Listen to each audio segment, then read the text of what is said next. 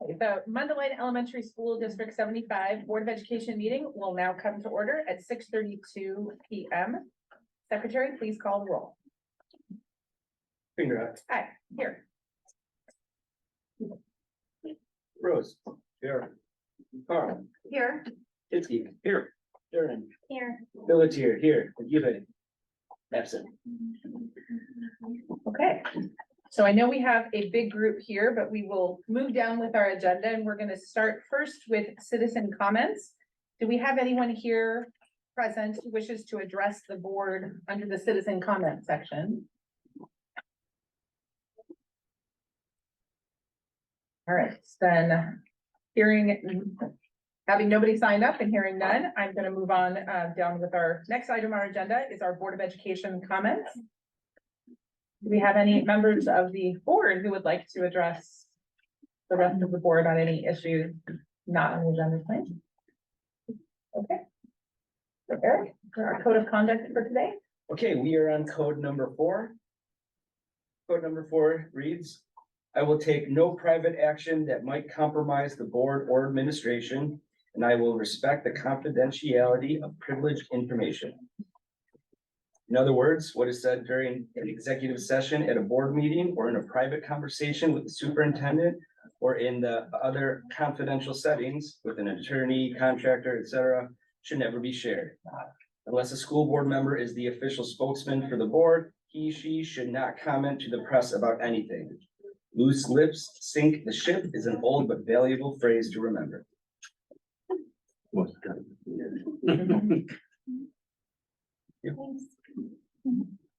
right, thank you. And then we will move on to our District 75 reports, and we're going to go a little out of order tonight. We're going to first start with the teaching and learning reports. China and G. So everybody that we have tonight, big emphasis for our board was to engage with our building staff and students. And MG, appropriately so, is leading it all. Leading the pack. Schools. That was a good one. All yours.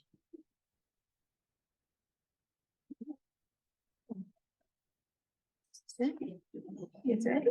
Deep breath in. Thank you so much for being here tonight. My name is Mrs. Fergus. I'm the principal at Mechanics Grove School. Hello, my name is Anna. Hello, my name is Sahana. Hi, my name is Tom. Hi, my name is Jacob.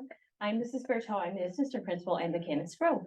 We are so excited to have you all here tonight and to have this opportunity to present to you about the amazing things we do at our school with the leader in me. Most importantly, we hope your takeaway tonight is how many opportunities and how wonderful it is for students to have this opportunity to experience leadership and experience practicing the 7 habits, and most importantly, just becoming great citizens in our world. So we'll go ahead and get started. What is Leader in Me? It's a program that is based on the 7 habits for schools. And in your packets tonight, you have a list of the 7 habits. And you might be thinking, I've heard the 7 habits. I know what they are. But tonight, think about the 7 habits through the eyes of students, through eyes of their experience every day. Habit number 1 is be proactive. And that means that you are in charge. Habit 2 is to begin with the end in mind. And that means that you have a plan. Habit 3 is put first things first. And that means that you do what's important first, even though it might not be fun. Habit 4 is win-win. And no matter what the situation is, you can always work with another person to find a win for each of you in any situation. Habit 5 is seek first to understand and then be understood. And that means when you listen to understand the other person. Habit number 6 is synergize. I think Ms. Fergus and our team really know this word because we had to synergize to get ready for tonight. We made a slide deck. We made our speeches. We practiced. Oh, and we practiced. We did it again. And habit number 7 is to sharpen the saw. And that's about that life balance so that you're healthy enough that you can do all the habits all the time. And what are the benefits of the program? There are so many benefits, but some of the highlights that we have are their leadership for the staff members and the students. And when they take these actions to be leaders, all of a sudden they're very invested in the building. They see the fruits of the efforts that they've done, and it makes a really big difference. Students are also get to build a lot of skills, and Jacob's going to be talking about the opportunities that they have, but they encompass just individual person, leading themselves, being proactive, having a plan, to working and having a leadership opportunity in your classroom, having a leadership in the building, and maybe even like tonight, stepping out into your community and getting to lead in your community. Another part is the staff gets to see the leader in students. This opportunity is put into students' hands to lead, and all of a sudden the teacher or the staff member sees the student, is like, oh my gosh, that kid is a leader, look at them. And then the student thinks to themselves, oh my gosh, my teacher sees me as a leader, and it becomes a self-fulfilling prophecy. And it really starts with that first opportunity to get to lead. And the last one that I think is my favorite one is having the third graders getting to see the fourth and fifth graders lead the way and lead the pack. And after a while, those third graders get to see their future, and they might even be kind of saying to themselves that they see the leader in me, in themselves, through the program. So you may have heard that Mechanics Grove is a lighthouse school. So we wanted to take just a moment to explain to you what that means. There are over 7,000 districts or schools in the entire world who implement the Leader in Me program. Of those 7,000, only 712 are actually lighthouse schools. And in order to be a lighthouse school, you need to go through a recertification every 2 years. And it's pretty intense. Sometimes they come to your school and you need to show them around, and they ask questions and they observe almost all day. Sometimes it's through a process of filling out some forms and explaining what we do and what to the depth that we do it as well. One of the advantages of being a lighthouse school is that our school becomes kind of the background of the community. And so we have other schools who've come there just to see what it's like because they're thinking about being a Leader in Me school. We've had other, the Franklin Covey, which is the company that makes the Leader in Me program. We've had them host other leadership kind of days and community days at our school. So it could be the background. And then one thing that's really exciting as a building principal specifically is being able to present at some conferences. A few years ago, we presented at the Raising Student Achievement Conference about student leadership being contagious. And we were recently invited, a group of us, to go to San Diego in February to present at the National Leader in Me Symposium. And we'll be presenting anywhere from 1 to 3 different sessions. So we're really excited about that. This is just a visual for you to see kind of how our staff works together, synergizes, in order to keep Leader in Me going, because the students are the ones that get to really, really benefit from it. But we need to do some parts to keep it going for them and to keep it implemented. Excuse me. As you already know, in the strategic plan, the equity goal is about increasing the number of school community events and relationships and partnerships, outreach, school culture, and this is really what we embody here. We divide ourselves into 3 lighthouse teams, is how it works. And even though we've switched up a little bit within to keep the, to share the wealth on all the teams, because some years, some of those are bigger than others, you can kind of see that the leadership one is about the ongoing staff learning development for the community, for parents. We include information in our weekly e-blast. We have our family Leader in Me nights. We do new staff trainings, all of that. And then also under the leadership part is our Student Lighthouse Council, which we help to manage. And that is comprised of 1 student from every class, kind of what you would think of as a student council, except we focus more on outreach and community and serving the community and serving our world and looking at ways we can help in the bigger picture. The other part that leadership team does is talk about the leadership roles and plan them and go through the hundreds of applications that come in. And Jacob's actually going to start that off in a little bit and talk about the leadership roles, and everyone here is going to share about theirs as well. Then we have our culture team, and that really is what it sounds like. It is the culture of our school, the physical environment. It's exactly what we want our school to look like in order to represent how we feel and how we carry out Leader in Me. And then the last one is the academic team. And this team focuses on quite a few things, but right now, most importantly, it's focusing on our wildly important goals, which Anna's going to explain in a little bit, and we'll show you our school-wide scoreboard that we have. And also the academic team focuses on our student-led conferences. And this is what Sahana is going to explain about in just a little bit. I would say that the academic team is the part that carries through kind of the ladder from the district strategic goal down to our building goal, which is focusing on literacy and math growth, and then down to the classroom, and then down to the students and them creating their own goals and action steps to get to that point. So it's all of us synergizing together to work towards a common goal. Wolfpack time is a great time in the day where we get to put it all together. It happens at the very beginning of the day from 8:05 to 8:25. Every staff member, every student is together in rooms and they're learning about the 7 habits. They also get to work on some social emotional skills at the same time. But it's so important that we put this time aside to make the plan, to be able to know what we're doing. And we get to work on vocabulary, and that shared vocabulary is used on playgrounds, in the lunchroom, in the hallways, in classrooms. And it really helps us be able to communicate as a building. And that Wolfpack time really is when we get to build the MG community together. Hello, my name is Anna Zapata, and I am a 4th grader at Mechanics Girls School. WIG stands for Wildly Important Goals. WIGs are very important because they give us something to work towards. We all hope to accomplish our goals. We sit in an all-school WIG, classroom WIG, and each student sets their own WIG as well. The whole school is focusing on improving our reading. Each student sets their own reading WIG and personal school WIG. In addition, they come up with action steps to achieve these goals. My reading WIG is to increase my star reading score by 40 points before spring. This is for Spanish and English star. My personal school WIG is to complete my homework on time each day. There is a bulletin board in our school that shows our all school WIG and the growth we are making toward reaching our goal. Thank you for listening.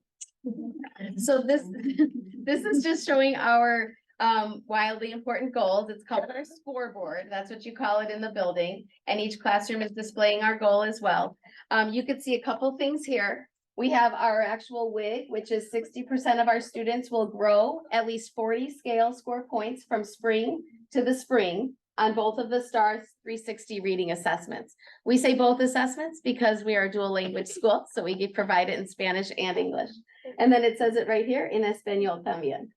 Looking at the bulletin board here, you can see that we have our title up on the top, and our bottom is showing our fall, and then our winter and our spring, and it actually looks like it's glowing here, which is kind of neat. It's not glowing like that in the hallway. And what you see up the side here is how many scale score these students have increased since last spring, because now we have their fall data. Now, if it's a student who's new to the district, they won't have a dot on here until next time, because we'll watch their growth from fall to spring. But our goal is for it to grow, for that kind of blur of stickers here to kind of grow up. The green stickers are for the Spanish assessment, and the blue stickers are for the English assessment. There's one more slide too, Anna, thank you. This is just another visual of it and how it aligns with our district growth goal as well. Hi, I'm Sahana Kanapin. I'm a joyful 5th grader at MG. Student-led conferences are ways students can share our thoughts of making ourselves better and our school a better place. The reason we do this is to become more confident and comfortable when speaking to others. During the conference, we start with introductions, then we share facts about ourselves with our families without the teacher's help. We share celebrations and our data section in our leadership binders. This is also a time when we discuss things that we are trying to get better at and work on more. Also, during our conference, we share our wildly important goals and talk about how we would reach our hope. During my student-led conference last year, I felt very nervous in the beginning, but the more and more I spoke, I felt more confident and open to share. I could have gone on forever and ever. Hi, my name is Tom Popowich. I'm a respectful 5th grader. Today I'm going to talk about classroom leadership roles. We have classroom leadership roles because teachers can't do everything. Some classrooms have students apply on paper or on a Google form if they want a certain classroom leadership role. Some classrooms might just rotate jobs on a regular basis. Sometimes different people want the same job, so that is why classes rotate jobs.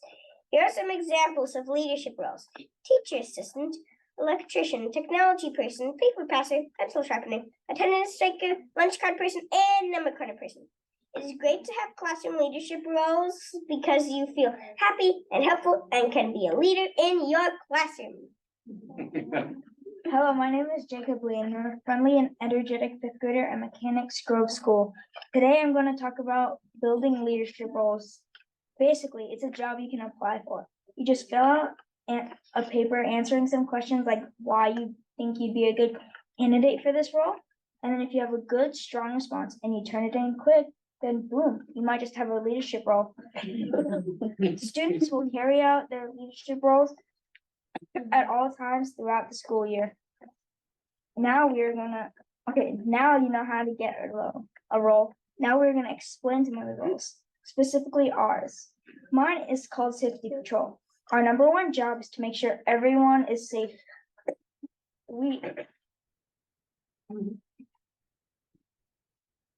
Our job as safety patrol is to make sure everyone is walking in the hall so no accidents happen. We also help kids know which buses to get on and help them get into their cars at parent pickup area. We also wear highlighter yellow belts so that everyone knows who's in safety patrol. Now Sahana's going to talk about her role as principal assistant. Take it away, Sahana. It is a wonderful opportunity to be a principal assistant. I get to help with preparing things for activities that our school will be doing later in the future, sorting papers, restocking birthday books, and other ways to help our amazing principal and assistant principal, Mrs. Burgess and Mrs. Bertel. Now, Anna is going to talk about being a public speaker. It is so fun to be a public speaker because you get to be a part of really fun assemblies like the authors that come every year, like Dusty Boring and Judy Lerner. I also get to translate everything that the other kids say in English into Spanish in front of the audience. Es muy divertido ser un orador público porque puede ser parte de asambleas realmente divertidas como los autores que vienen todos los años como Dusty Boring y Judy Lerner. También puedo traducir todo lo que los otros niños dicen en inglés al español frente del público.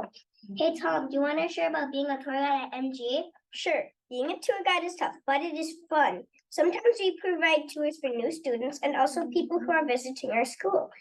This is what I do. First, I get introduced to the student or visitor who might be nervous or scared. Then I start with the third grade hallway and go down the school to the fourth and fifth grade area. I also go through the specials as well: art, DD, Discovery Den, library, PE, and I also show where fifth graders go over band practice. Then I show the lunchroom and music room. And when we get back to the office, I say any questions, and if he or she has any questions, they ask me and I answer them. Thank you. You can leave it right here. Go back to the. Well, as you can see, if you can't feel it already, student leadership is absolutely contagious. And that is the absolute truth. Over the last 9 years that I've been at MG, I couldn't even count on my two hands how many students have come to me, written an essay, created a slideshow, something to advocate for what they feel is important at our school. It could be a club that they think there needs to be. It could be an item that needs to be purchased. It could be just a system that needs to be changed. And I have worked really hard with the teachers, with the students, with the building budget, whatever needs to happen in order to try my best to make sure that it happens for the student. Some examples are last year I had 2 students come and say that we needed a cooking club so they can learn how to cook and help out at home. After school clubs had already started. So we worked together and we created an application and everything, and we did it during their lunch and recess time because the after school clubs were already up and running. The other example is about 5 or 4 years ago, students came and said we needed a kindness club, and I helped them kick it off. They made it a big group. They made bulletin boards. They put kind notes in student lockers. They created a cart of treats for teachers and walked around. Maybe it got them out of class, which was nice, but it's all good because it was super, super kind. And then the other one, which was most recently, is 2 fifth graders last year came to me and said, Mrs. Fergus, we wrote you a letter. Okay. And he said, we don't have anywhere to sit and talk with our friends during recess except the cold blacktop. And that's not what it should be. We need somewhere to sit. So we looked at our building budget and made it work so that we could purchase 2 MG big blue benches for them to have to sit under a tree now and talk at recess time. So as you can see, it's absolutely contagious. Okay. And we can't wait to see you on April 9th, 2024 for our annual leadership day. We had our art leaders create some invitations for you. So we are very excited. Please save the date. You'll get a formal invitation to come soon. And then I think we're ready to do the movie. We thought we'd give you a chance to see it in action. Let's go. What a big round for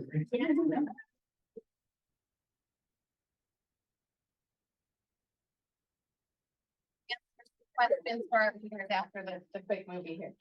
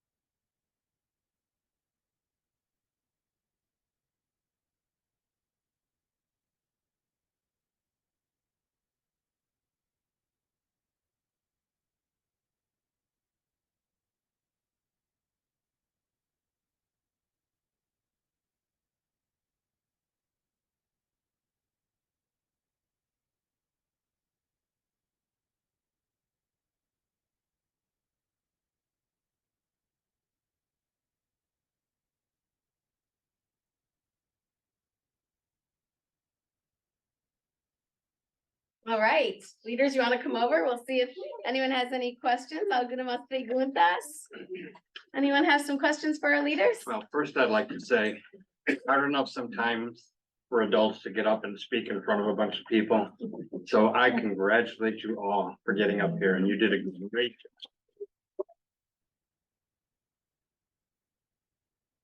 My question then is, how do you think this is going to prepare you for moving on to Carl Sandburg?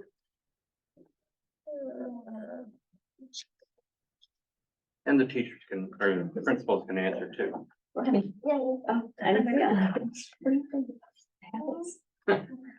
I know they don't know what they don't know, right?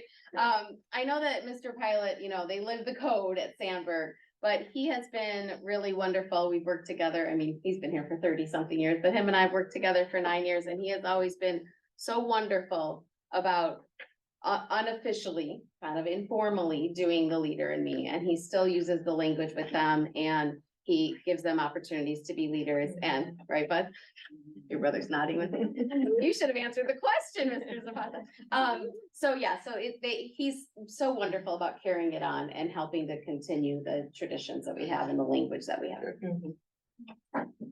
I don't have any questions, but I just wanted to say thank you to all the students and staff for coming in and giving an incredible presentation. You did a really good job.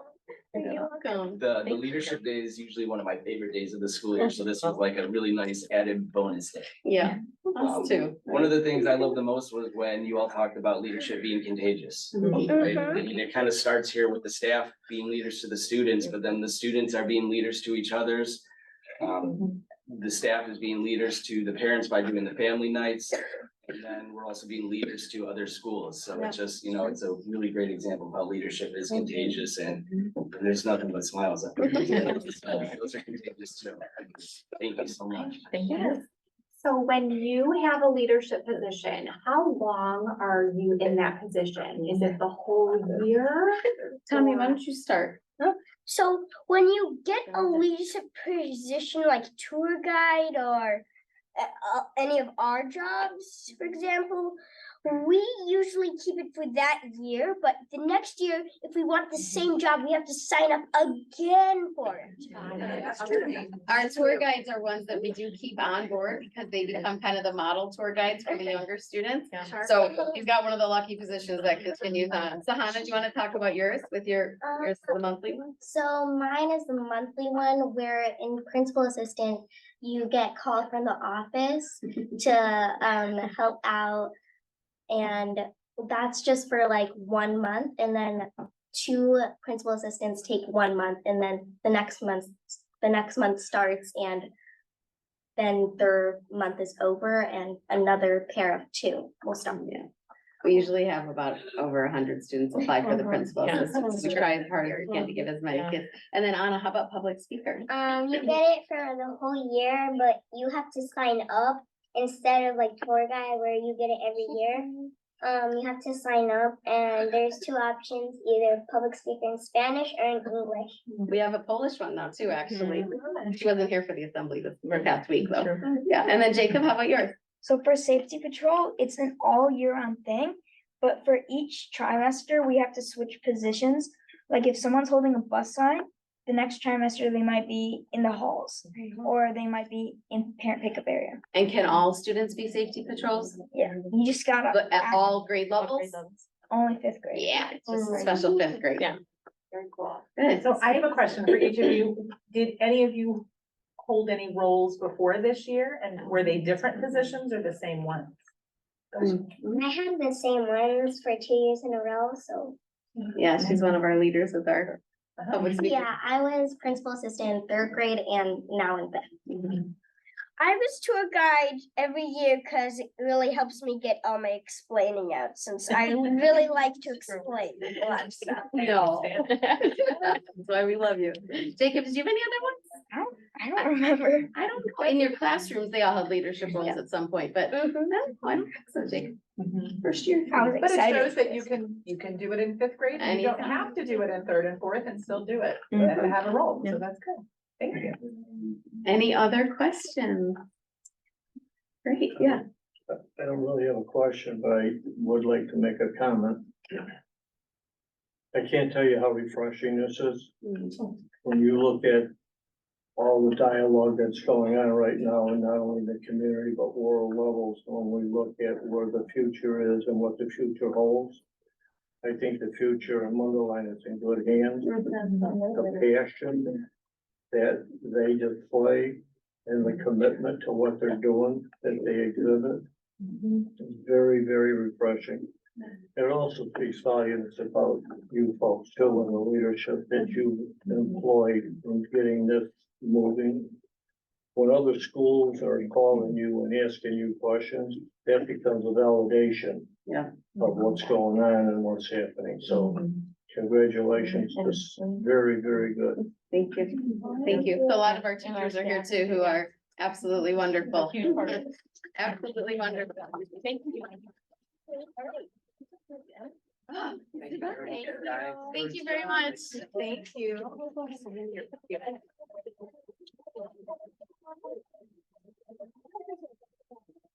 Well, I can certainly say as parents of a 9th and 11th grader who started out going through the program with Mrs. Burgess, they definitely keep using it years after it doesn't end in 5th grade. That warms my heart. That's great. Thank you for that. Eric and kids know, so they can go. I'll let them finish the picture.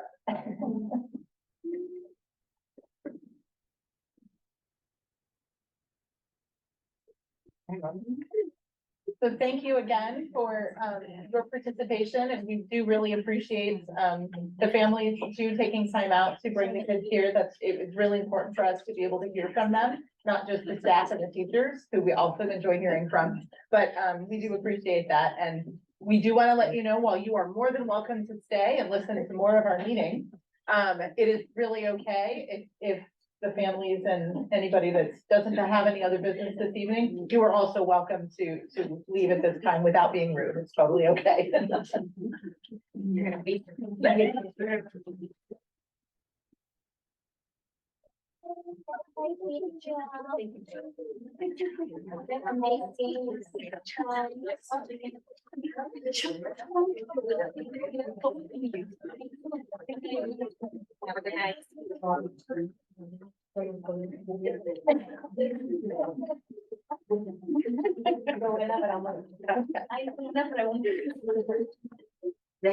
So moving on, we will now hear the reports of the business office. Following our agenda.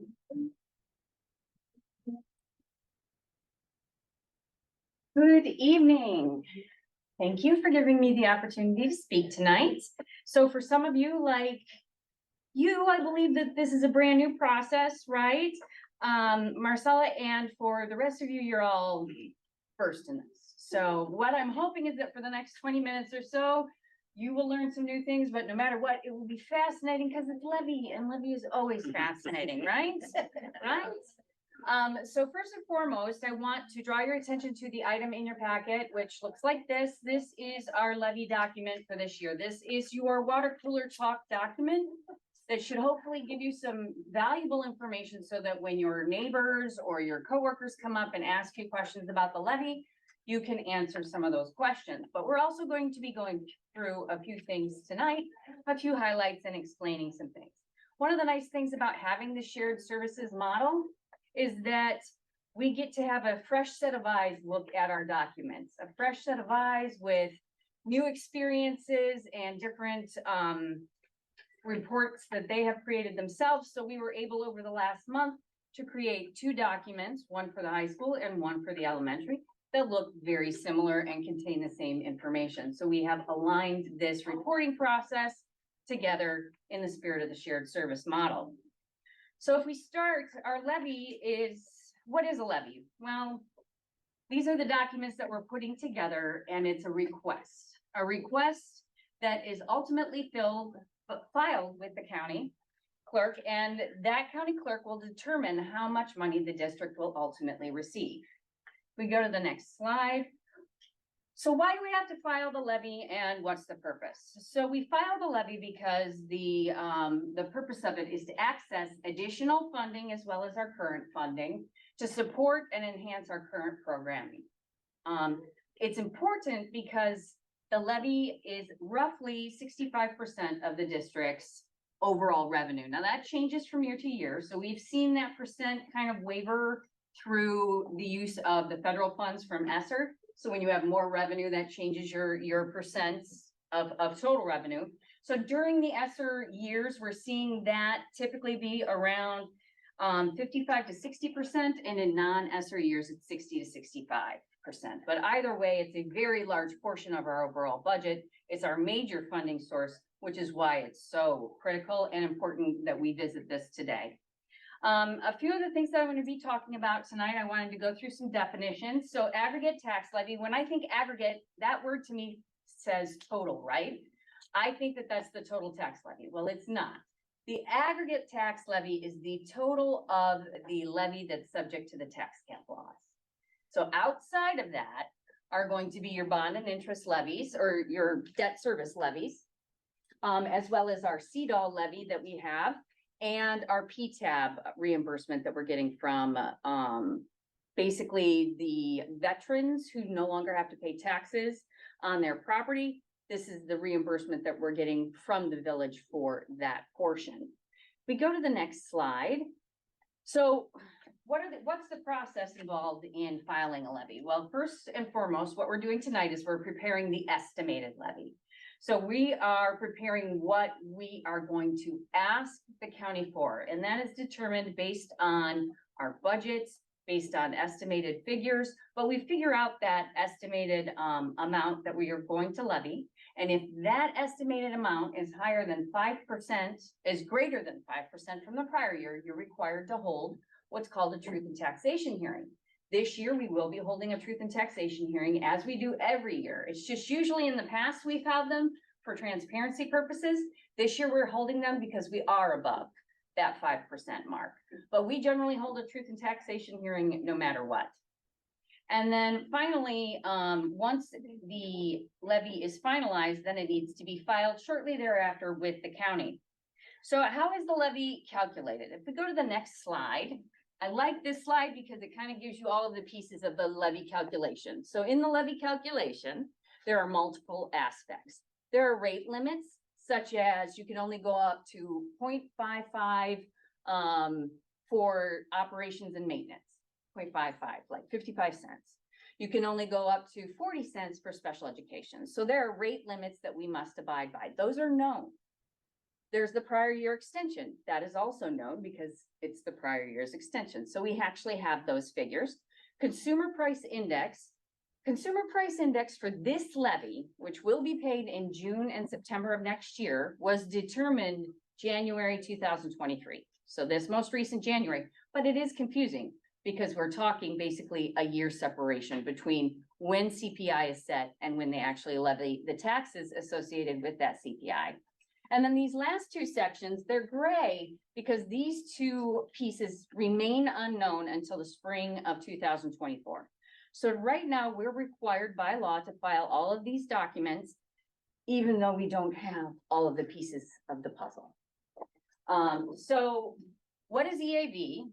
Obviously EAV is a big portion of our levy. New property is also associated with EAV. So what is EAV and how is it calculated? If we go to the next slide, EAV is basically made up of a few things. Our EAV is made up of assessed value. That's your house's value. Usually you're taxed on a third of your house's value. So that's where we get the assessed valuation. The equalizer is an equalizing factor that the state will set in the spring. Generally, it's basically 100%. So it's a zero change. But if they go through and they determine that an equalizer needs to be set, they will apply that equalizer. You have your exemptions. So some of you may be seniors, so you have a senior exemption. Some of you may just be homeowners, so you have the homestead exemption. All of those pieces factor in to determine the district's overall EAV, including TIFs. And TIFs are a little bit different in that a lot of these get us additional funds. TIFs actually set aside a portion of the district's EAV and say we're going to tax that later. And we'll talk about that in a few slides, but TIFs also make up the district's EAV. So another major portion of the levy, in addition to the EAV on the last slide we talked about, was CPI. If we go to the next slide, this depicts what our CPI trends have been over the last, I want to say over 10 years. Over 10 years, CPI has averaged about 2.3% for 10 years, and for 5 years, it's averaged 3%. So what we're coming up to now is the second year where we've maxed out our ability to increase the district's levy. So the law says that the district can increase it by CPI or 5%, whichever is higher. Last year, CPI came out at 7%. So we were allowed to levy up to 5%. This year, it came out at 6.5%. So we are levying to the 5%. But what is CPI overall? CPI basically tells you how much did it cost me last year to buy a loaf of bread and how much does it cost me this year to buy a loaf of bread. The issue that you run into is that CPI governs how much our major revenue source and determines how much we will receive in terms of an increase. This year's increase with the 5% is about $900,000. But when you have these years where they're less than 1%, we still levied the maximum, but that's all we were able to recuperate.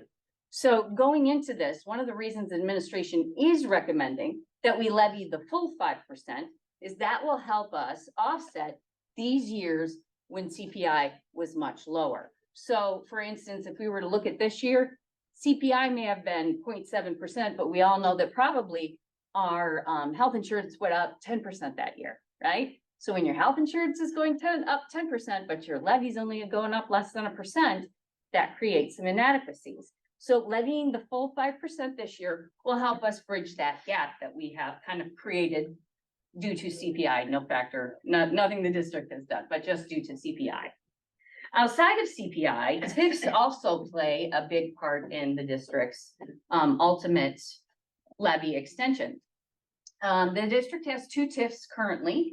One TIF that will expire hopefully here in 5 years, and another one expiring in the year 2023 or 2039, I apologize. So that's quite a few years out from now. But when those expire, what will happen is this additional growth. So this is supposed to represent how much that property should have grown in value, right? They set that money aside and said, take all of that money and reinvest it in your business, in the town, in the city, instead of paying taxes. That will hopefully help build up our business portions of Mundelein. So at the end of this, when the TIF falls off, they take that new growth and they apply the rate. So what does this mean for District 75? Based on our rate from this year that we're estimating, this is about $400,000 a year right now. That changes obviously depending on the value of the property and your overall rate. But right now the district, due to our 2 TIFs, looks like it's losing about $400,000 a year in funding that we would otherwise gain. But the good news is in 5 years, we should be recouping 400,000 plus, because that does compound from year to year to year, if that makes sense. So what law, we've talked about the TIF, so what law governs the overall levy extension? If we go to the next slide, that is your PTEL law, your property tax limitation law. And I'm going to do my best to explain this beautiful picture here. So basically you take your total prior year taxes. Last year was a little over 17 million, I apologize. And you increase it by CPI. So you get last year's 17 million plus CPI. We're getting about another $900,000 for that. Then you take your new property. So this is those new buildings or the new growth in the district, and you apply your rate to that. We're going to get another additional $25,000 or so this year related to new property. But you can see how many houses did this represent? And does $25,000 really represent the cost it is to actually educate the students associated with those homes? Not generally, but at least we are getting some new growth in Mundelein and seeing some increased taxes as a result. So how is the tax rate? Because we talked about how we apply that tax rate to the new property. How is the tax rate calculated? Go to the next slide. Basically, the tax rate is made up of your total dollars levied from prior year divided by your total assessed property. So in your document that looks like this in your board book on page 5, I actually go through the calculation.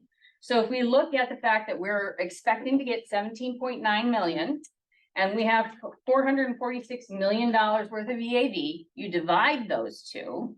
So this is 17 million divided by the $447,000 of property gives you your rate. And our rate that we're estimating for next year is slightly over $4. This is actually down from last year's rate. Last year's rate was about $4.15. So I'm sure that any of your neighbors are going to come up to you and say, I saw your slides. You said the rate was going down, but my taxes are going up. So why is that, right? So if the rate is declining, why is it that your property tax bill is not going down? If we go to the next slide, this is a very good pictorial representation of what happens to your levy rate when your house values, the values of the EAV property change. And there's an inverse relationship. So as you see your property values decline, you see your rate increase. And as you see your property values increase, you see your rates decline. And that is because of the fact that your EAV is the denominator in this factor. So they actually play a part on each other. They do not determine how much more money we get. We talked about the tax cap law. That says you get last year's money. Doesn't say last year's rate. Last year's money plus CPI.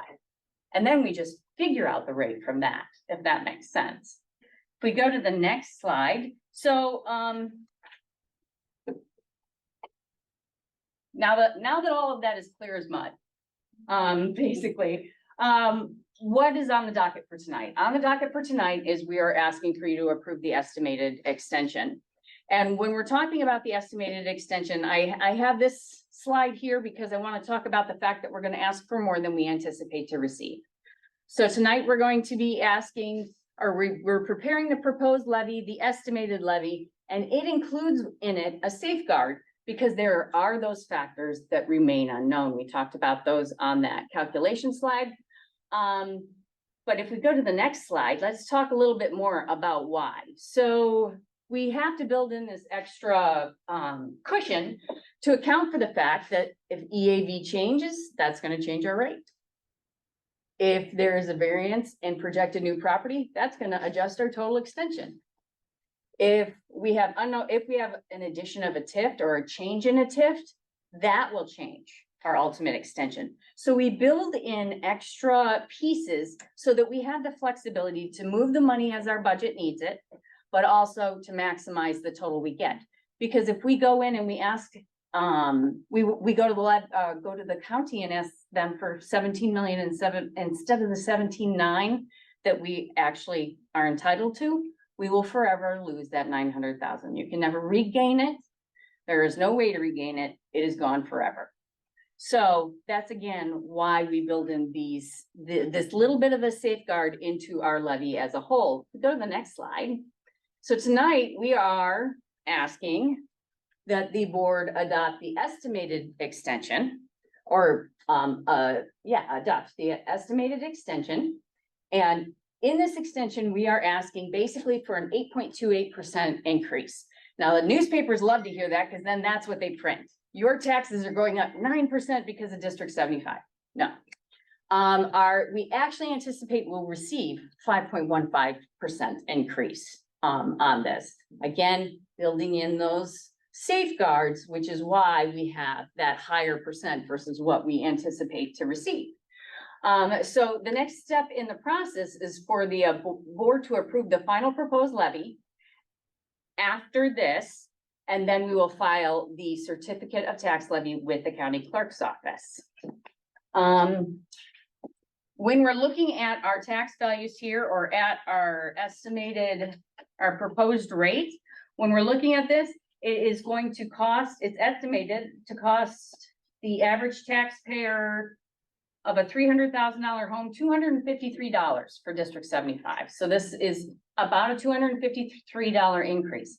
One of the other great things about having the shared service model is that we have access to information that a lot of other elementary schools don't have. We actually have access to the board report that was just presented last week with their estimate. So we can provide you, and we did provide you in your document, the estimated impact on the taxpayer as a whole for both districts. So we add into that another $168, which is what the high school is anticipating it will increase, for a total increase to the taxpayer of estimated $421 for a $300,000 home. Again, this is a great information for us to have because a lot of times you have neighbors that say, well, my taxes are going up, and you say it's going up $300, and they say, but it went up $500. Why? That was the high school. So now we have that information. We're able to incorporate that information into the document. So you also have that information and you can share that information with your neighbors and anyone else who may have questions. So tonight, administration is recommending that the Board of Education adopt the estimated levy as presented, as well as approve that a hearing be posted in the newspaper for the truth and taxation hearing at the November 14th meeting. I speak fast, I know I do. Does anyone have any questions? Yes, sir. Can you just remind me again how much we levied last year? Yes. So we levied last year 17, just over 17 million. So it was 17,067,088. It's on page 5. What about the CPI list here? That one was. So the CPI that's for this calculation is 5. It doesn't matter that it was 6.5% because you're not allowed to go there. Go that high. Is there any scenario in which we would get the full 8%? The law doesn't allow for it. If that's the reason, you still put it at that, so that when it gets to that plateau, you're gonna not lose the money. Done by basically.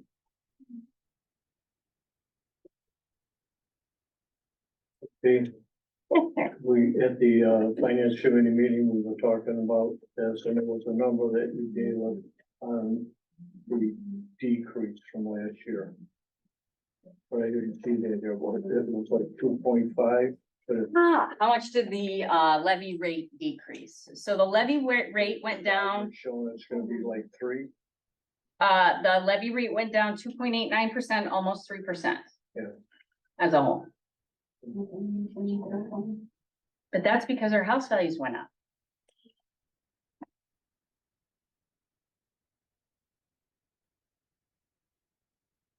There are 2 separate action items on your agenda tonight. One is for the hearing and one is for the estimated levy. Any additional questions? Been through it many times. And I know there was a question about a one-page document that was presented to the finance Yeah. committee. That should be the last page in Right. your I saw packet. that. Thank you. Okay. Can you go? I I want to understand the numerical differences. Can we go back on the slide? Go back there. No, there, right there. So. Yeah, So what is this? well, why do those numbers not match the Not bottom match numbers? those. That's the problem, that's the These- part I'm trying to understand. These numbers are these numbers, total. Total levy. This is tax cap law levy. So just those things limited by the tax cap law. So the law says these are the things that can only go up 5%. These are not subject to that. So I always list both because to just list this would not give a true representation of how much their tax bill would be increasing or decreasing, which is why I include total new revenue. The district is asking for an 8.23% increase. So if you look at that number divided by that number, that's where you get the 8.23. That number divided by that number is where you get the 5.43.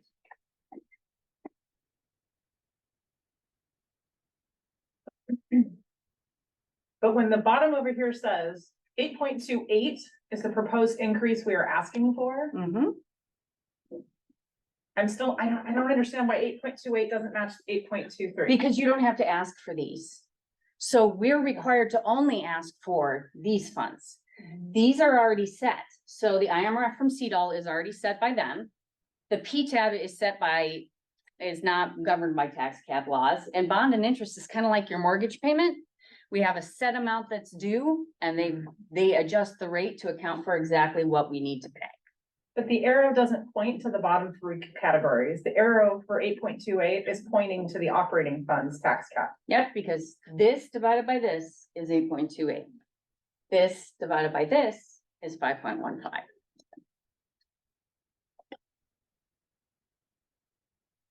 You see how one is operating funds, I think T is operating what fund change and total fund change. T, I think is what she's asking is, on the bottom, it's 8.28%, but up on the top, it's 8.23. which is correct. Right. Because this are these two numbers divided by each other. This are these two numbers divided by each other.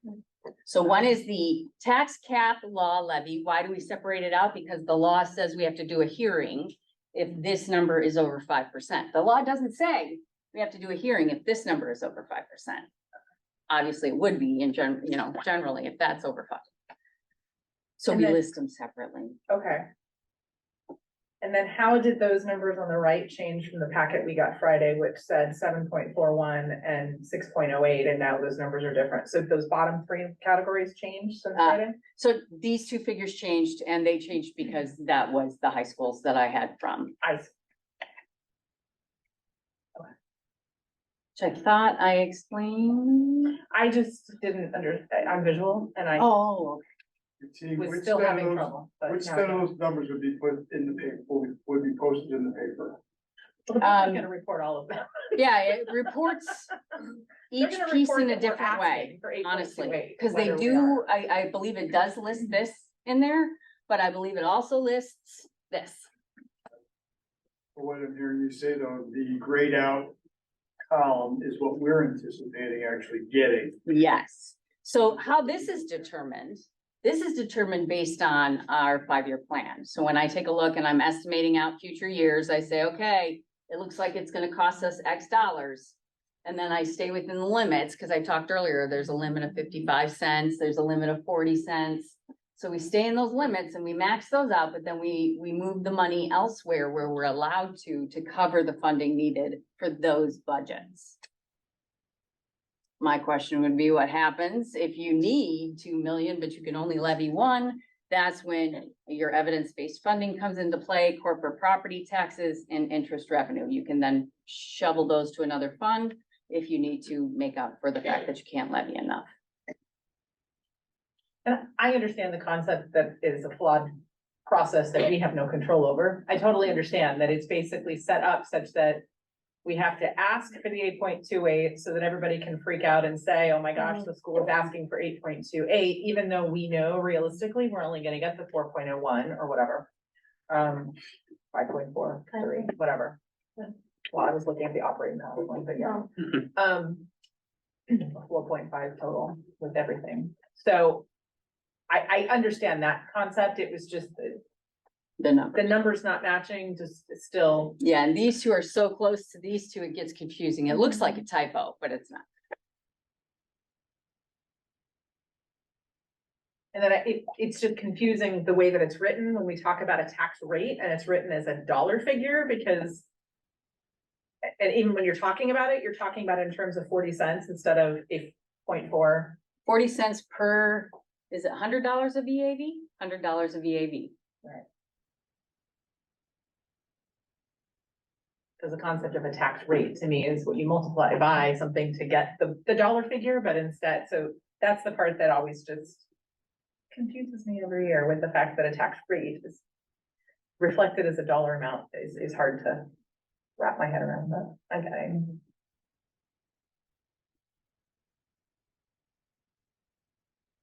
And I know you were all fascinated by that, and I want to thank you for your time. If you have any questions, I am always available.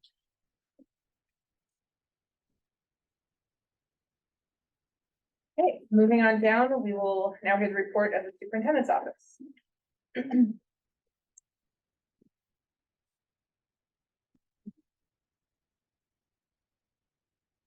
Good evening, everyone.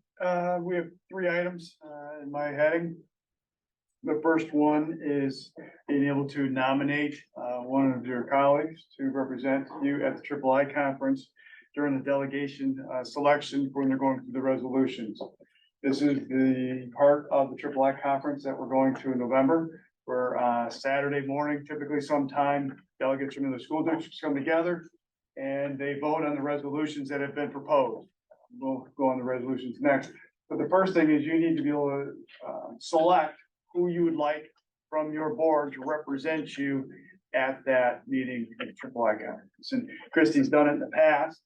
And you want to share kind of what that process has looked like, Christie, and give everybody an idea? Sure, we talked about it last month. So on the Saturday morning at 10:30 is when they have the delegate conference. It's in a really big ballroom in one particular area that all the delegates go. They have to go a little early.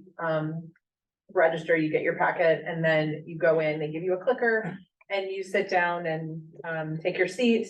And my first year doing it, we had hand paddles that we had to hold up and they had to have people counting, and it was a lot more of a longer process. But now they've got the clickers, so it's a little more streamlined. And now there's only 5 resolutions, where usually there's like 13 to 15, depending on various things. So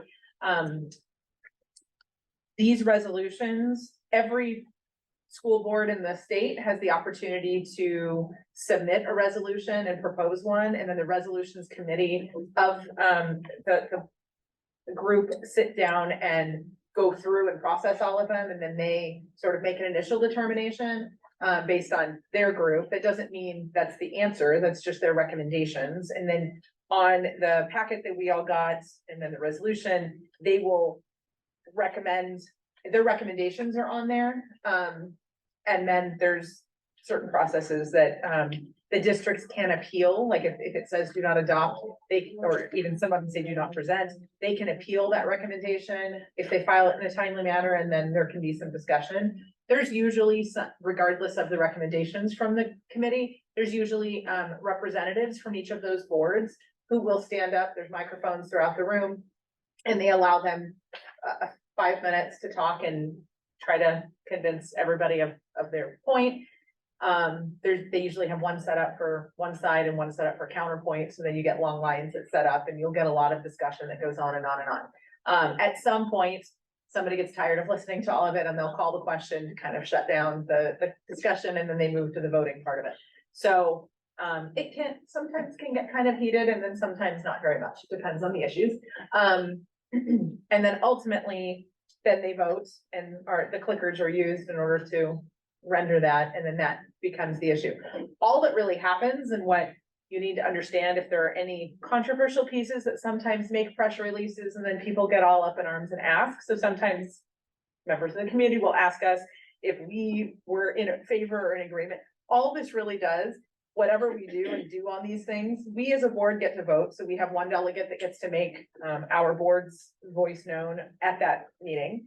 But beyond that, whatever it happens, whether they pass the resolutions or deny or decline them, it just helps dictate where the legislative dollars in that organization are going to get spent. Whether they're going to spend money to advocate for certain things, or focus on other priorities, because they obviously have to pick and choose. They can't just do everything. So this is just helping guide them to know what they're going to do. This isn't the legislative body that suddenly is going to pass a law that says any of these things. And that's what we need to know for when community members might ask us, because sometimes there is discrepancies about that, or they'll read a press release and people will think, oh, we voted for that.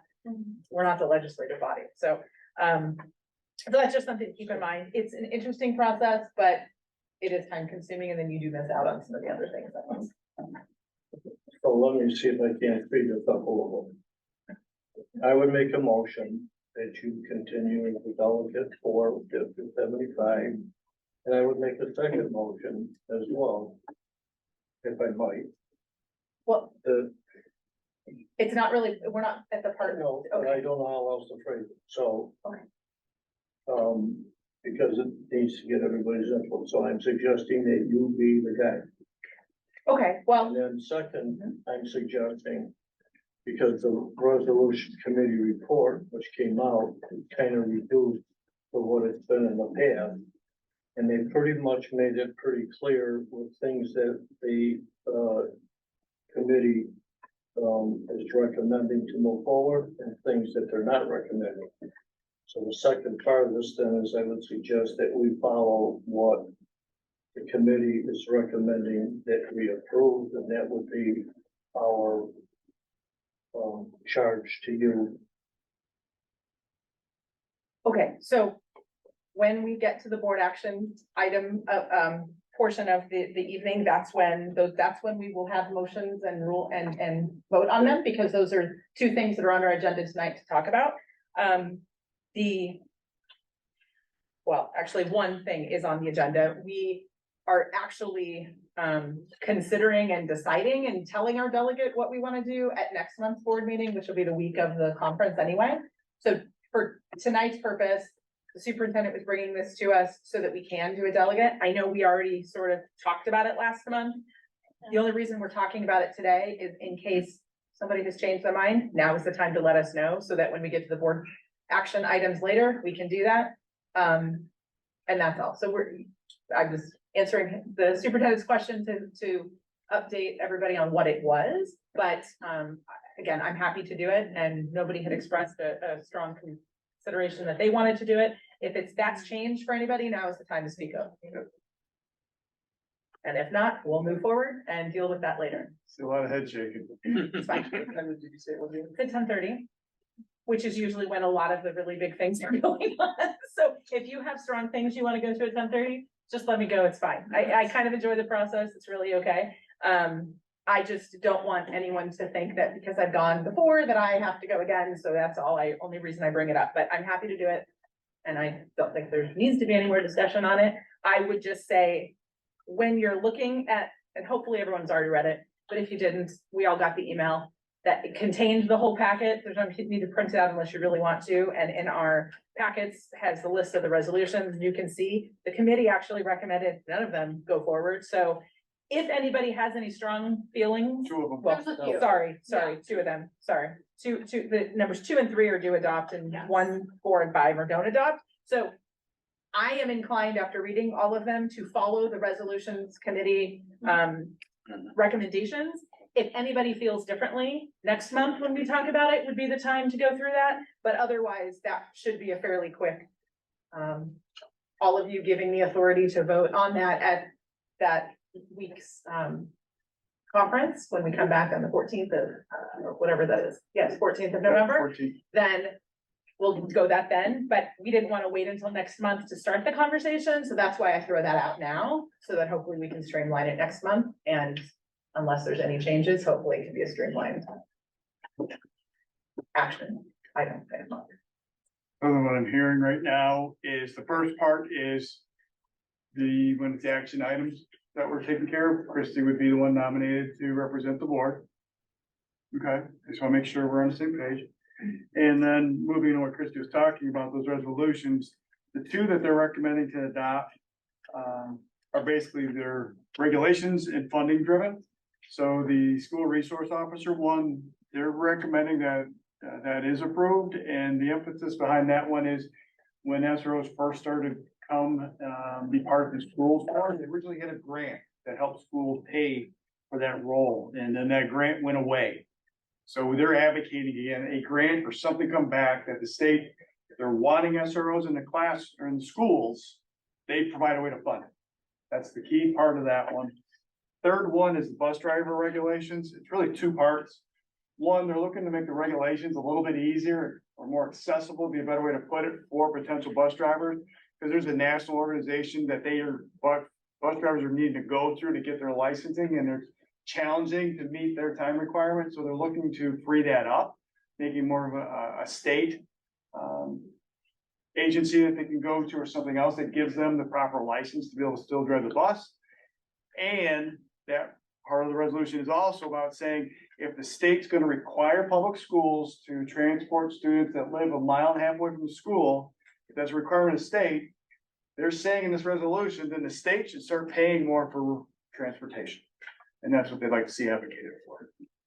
And those are the two that they played yes to. So I think one of the things in years past, if there's something I'd suggested, if you feel strongly about, that you think maybe the board should consider voting opposite of what the resolution committee's pointed out, I guess I would ask, email Christie before the 14th. So then when we get here on the 14th, we can say, we know what kind of conversations we need to have on those different areas. Unless there's a different way you'd like to. No, I think that's fine. And ultimately, again, like when you look at these 5 resolutions, the fact that they're saying 3 of them not to adopt and 2 of them to adopt, there's a lot of reasons. If you want to know all the pros and cons about it, you can look in that big long packet, or you can watch the webinar if you're really interested and you want to hear some discussion back and forth. or you can show up to the board and want to watch the delegate session. You'll hear people talk about it too. But generally speaking, this is just saying, look, we want to focus the organization's legislative funds that we all donate with dues and everything else in order to help advocate and lobby for those positions that would ultimately increase funding from the state to school districts to help them do SROs, because there is a big shortage in parts of our state who have the money and want to do it, but can't find people to hire. Because there are, if their police department only has 2 officers, they're not giving one to the schools or whatever. So that's a big problem, which has led to a lot more controversial things in the past. And this is a better way to do it, according to the committee, and I tend to agree. So, so I agree with that. If you want to do anything differently than what the resolution committee has put together, let me know, so that at least I can be prepared to have that discussion and understand it for us to all vote on it. But either way, that we all get to vote and move forward. How you want me to speak. And the last item in my section is, there's no action item here. We haven't had a joint board meeting with District 75 and 120 in a while, and Chrissy's been talking with Peter. And then as Anna and I went through looking at our agenda items, typically January is a little bit lighter month. So we're gonna have a joint board meeting with District 120 on January 23rd. That is our regularly scheduled board meeting. We'll be here, so we'll plan on having an agenda pulled together. Briefly talk to some of the shared service committee members, thinking that group can put together the agenda because they've been doing a lot of work. Have that be the priority of our meeting. And then if there's anything that we need to do separately by district, then we'd separate and split after we finish that portion of our board meeting. So we'll do that on January 23rd. And that one will still be here on our regular night and still at 6:30, correct? Okay. And that's all my report. Thank you very much. Thank you. Okay, moving on to committee updates. So we will start with the board policy. I did email out the spreadsheet that I had put together, reiterating what we had, the section for today that we had cut up last month. So I put everybody's pieces in there, and then I put in next month's section just to give everyone a heads up of what's there.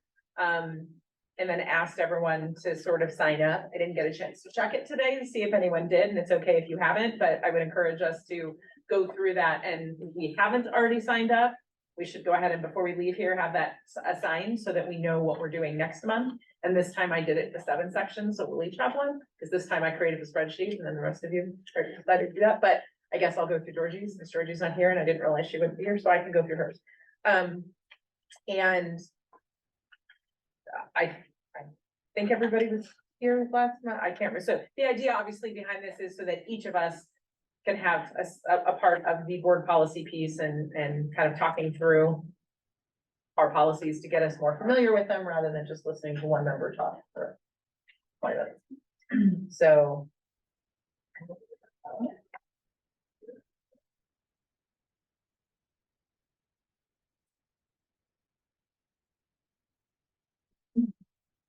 Is Georgie first? Right. Yeah. Your sections were first. Just because, Georgie did share with me hers to see if I could. Well, if you want to take on that, it's fine. So let me just, I'm just trying.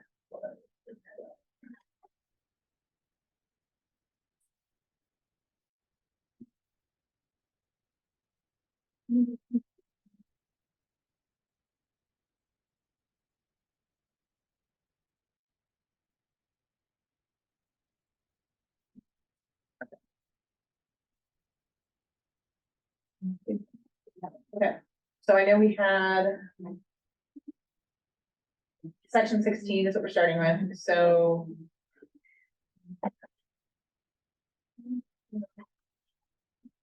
So yeah, Ray was starting with section 6250 and 255.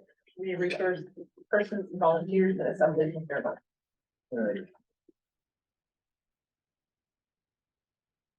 Oh, You're up. all right. So 6250, community resource persons and volunteers.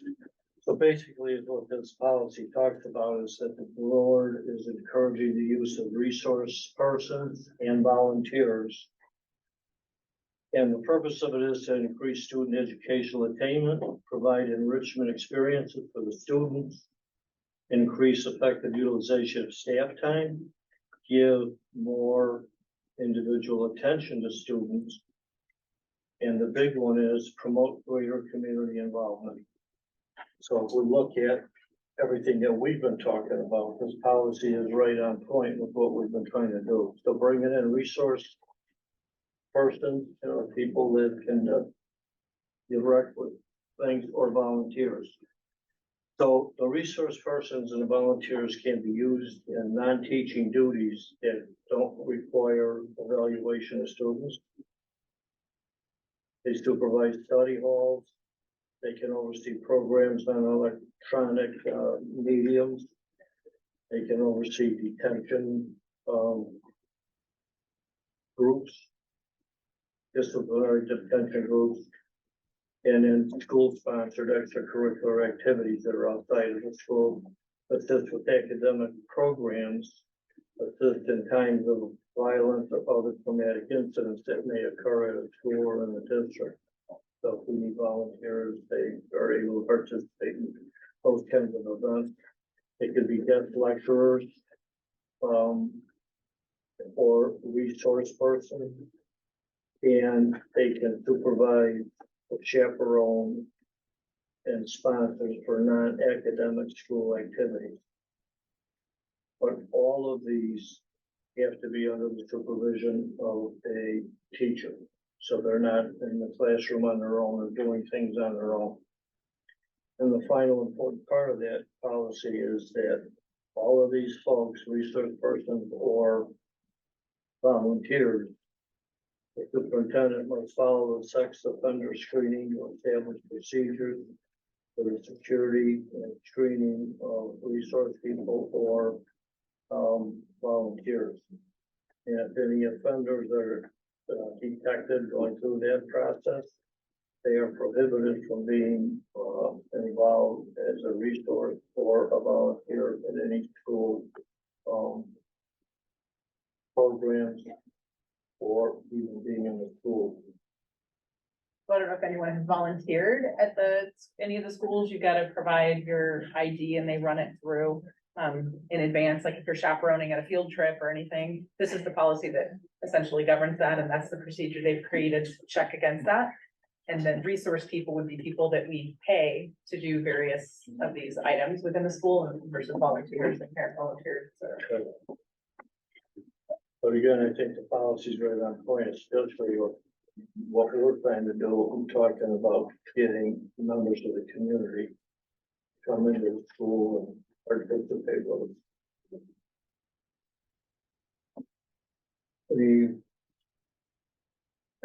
Okay. Section 6255, assemblies and ceremonies. Also right. So assemblies and ceremonies. And this policy basically says that any assemblies must be approved by the superintendent, and they must be consistent with the district's educational objectives. But the follow-up to that is the district, although it respects individual beliefs and religious beliefs, the district will not endorse or promote any invitations or group prayers at any school assembly, ceremony, or other school-sponsored activity. That's that. I had, Oh, I'm sorry, I'm just Yeah. one time to remind everybody, we still have the interpreter, so we can project. I have the next one, 6260, complaints about curriculum, instructional materials and programs. And basically, parents and guardians have the right to inspect any materials used for educational purposes. And if they feel it violates rights granted by law or Board of Education policy, they can fill out a curriculum objection form, which is reviewed by the superintendent or designee and then brought forward to the board. 6270 is the guidance and counseling program. The district provides counseling for students by qualified staff member or specialist. And all staff members are responsible for providing early identification of unique needs and then developing students' educational potential. That's it. So I'm doing Georgie's, which is 6.280 grading on promotion. And this simply states that in order for a student to be promoted to the next grade level, they have to complete successfully the curriculum, the attendance and performance on the standardized test. If there is a grade change that is needed, there has to be a notification for the teacher. So for example, the district administrator needs to make a grade change. The teacher needs to be notified of that. And if anything, there needs to be something signed and recorded that the grade was changed. For 6290, this has to do with homework. So we do understand homework to be an adaptation of the classroom experience to reinforce, not for disciplinary purposes. It could serve as a communication link between teachers and students and families. It has to be something that they can do independently, nothing that's going to require somebody else. And it has to be appropriate frequency and length. And it is left to the teacher for the best professional judgment, which I thought was important. And there is, if in case they do miss some homework assignment because of absence, it just states that there has to be a reasonable time frame to be requested of that homework assignment. Then we go to 6.315, which is high school credit for students 7 and 8. And this is simply stating that that the superintendent or any designee can coordinate credit for students, and this is more specific to math, for those students that want to move forward with their math abilities and want to take high school credit courses, that they should be allowed to grade 7 and 8. And they could move forward and take this on early on, like as a 7th grader in 8th grade. And they would be getting high school credit for this. And that's about it when it comes to those Georgie ones. Okay, I have the next part, which is 6.330, achievement and awards with the subheading awards and honors. Basically, it's for the superintendent maintaining a uniform process for giving awards and honors out for outstanding scholarship, achievement, distinguished service, and school activities. And it's basically so that there is fairness and no bias in giving out the awards.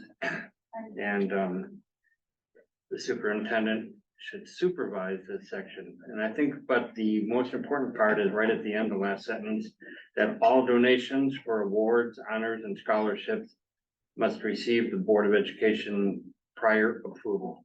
So anything that's given for awards to be given out to the kids, we should technically be. I don't know that there's generally anything that's given out, but Yeah, if there anything. and I think that's we would all have the to- guide against any large type gifts or that would be given. Yeah, if there's scholarships that a student would receive or something, or if it's a donation, that's, we need to be able to bring that to you, letting you know that that's happened. And that's it for that one, pretty short. And then 6.340, student testing and assessment program. And this is the district student assessment program doing the testing, whether it be within the district, if it's state testing, like achievement tests and that. Superintendent or a designee should manage the student assessment program, which I would presume that it probably would go to the building principal level to be the designee for testing, or maybe the curriculum, or. So I think the building principals certainly do coordinate it at the building level, like the years past, like Sarah's been overseeing, making sure that we're following protocol. Right. This is, you know, at a very minimum is to make sure that the tests are administered properly, that the students and families are aware that the testing is coming up and state assessment. That the district shall administer these, no less than twice per school year, and shall report the results to the Board of Education in a timely manner.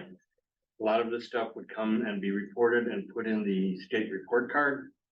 And it needs to be, the one part I didn't quite get, because it doesn't really say, it says that, reported to the ISBE on its form by the 30th day of each school year. 30th day of which, I was thinking monthly. But, okay, got it. Now that I read it again. So this has to be reported to the state, and this would then go to the, report cards and be included in there. And it's interesting to note that now that we've got a more formalized process, we obviously, once you go through the full calendar of our board meetings, we do get them, the staff reporting those findings to us in the fall and in the spring. So we do get those reported to us in accordance with our policies here. That's the city cement of our EHOT. Something to that really do a lot of the bulk of our assessment for our staff, helping the principals, supporting them. And that's that. Marcella? So I'm doing 7:10 and 7:12, and I thought, what a better way to show you if not with a visual. So go ahead and get one and pass it around. I'm so sorry. So this simply states about educational opportunities as well as extracurricular activities for all, regardless of, and I just put a highlight of these areas. We already know color, race, nationality, religion, sex, but I did find it interesting, legal status, marital status, disability, pregnancy. So students shall be, and we should provide opportunities, educational and extracurricular for those. And of course, when it comes to sex equity, that's also a highlight of my piece.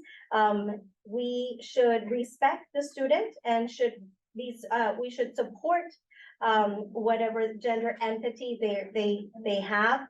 And this is to include restrooms, lockers, and other facilities that make available so that they are feeling comfortable, which is great, because we do want to make sure that we are making them feel comfortable at our schools. It also says that the superintendent shall appoint a non-discrimination coordinator. That's kind of gonna help us maintain this to the best of their ability. And just simply the visual that I gave you was, a little person in the middle and everything around some of the things that they might be discriminated for. Some of them are not there. For section 712, which is the racial and ethnic equity, if I can do a whole presentation on this. It's just so interesting to me, but I'm just gonna go straight to the point where on your visual where it says justice, which talks about fixing the system to offer equal access to both tools and opportunities.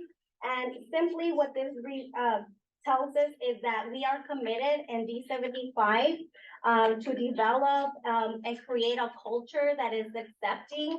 And to the point, which is beautiful about it, is that you're not only just hitting the students, you're also training the teachers, you're training the leaders on this. You're actually looking at different things through a different equity point of view. And the wording is amazing. Hopefully, we really embedded and connected to reality and get into it. But it's really nice how well it is because it starts with us, with the leadership, and then it goes down all the way to the student. So just that transformation of the system, I think that's where we definitely hit right on and hopefully get to that justice piece on your little illustration there. Thank you. And the 7.12 took over a year for us to go through and deal with and was only just adopted last August. So that is very comprehensive, but it was one that we had most recently, put into action. So. Thank you. One question I had for the superintendent, I guess I noticed in 710, this is one that I'm making a note of, that perhaps when we go through and update, we probably should list who the non-discrimination coordinator is, the Title IX coordinator that says will be appointed, much like we've done in a lot of the other ones. We put it in there so that if anyone had an issue, they would know who to go to. It just says shall appoint a coordinator. Good shame. Okay, so maybe we should, I'm just making a note so that when we do that, that's probably. Yeah, let's see. But we just gotta look, see which one then. I don't know, we got it. It's on the website, so I know we have, so people access it. Okay, But yes, noted, definitely noted. but it's just a comment, you know, Yeah. for when we go through an update, just. I thought we caught most of them, but that must have been one we didn't quite get, but that's okay. So we'll keep that in mind. Okay. So then Eric, you were up. Yeah, I did 7, 15, which is student and family privacy rights. There's a couple main components to it. It deals similarly to what Emily reported on in 6260. It gives rights to inspect different elements that the school uses, specifically surveys in this section. It also talks about privacy with personal information and how personal information is collected and used from the district. And then it also discusses rights with like physical examinations from a healthcare provider at school or really any staff member. With regards to surveys, any survey that's going to collect personal information from the student must reflect the educational objectives in our policy 610. So that's kind of how it starts. It goes on to say that parents also have the right, just as they do to inspect curriculum, they have the right to inspect any survey that is going to collect personal information. Now, it's important to know that that's only when it's collecting personal information. Our teachers or staff are using other surveys, you know, just a quick classroom one. What did you vote on without collecting any information? There's no need for this policy to really address that. But if there is a survey that's going to collect personal information, the parents do have the right to inspect that. They also have the right to opt out of it if they don't want their child to do it. Some of the personal information that cannot be disclosed if personal information is being collected are things like political affiliations. There's a whole list here: behavior and attitudes about sex, legal or demeaning behavior. So the list is all there. It also pertains to instructional materials. Parents also have the right to inspect the instructional materials used as part of their child's curriculum. And that instructional material means everything except for assignments and exams. It also talks about physical exams, and this policy prohibits a non-emergency invasive exam as a condition of school attendance. And then it goes on to say what a non-emergency invasive exam is. The non-invasive exam includes the exposure of, an invasive exam would be exposure of private body parts. Any act during such examination that includes incision or insertion or injection, but does not include just the typical hearing, vision screenings. Now, there are times when personal information is collected in the survey, and this policy prohibits the district from selling that information or marketing it to other agencies. All these rights are supposed to be notified by the superintendent, and that typically happens, I think, through like student and parent handbooks. Okay, the next section was section 720. This is harassment of students prohibited. And some of this is supported by state and federal law.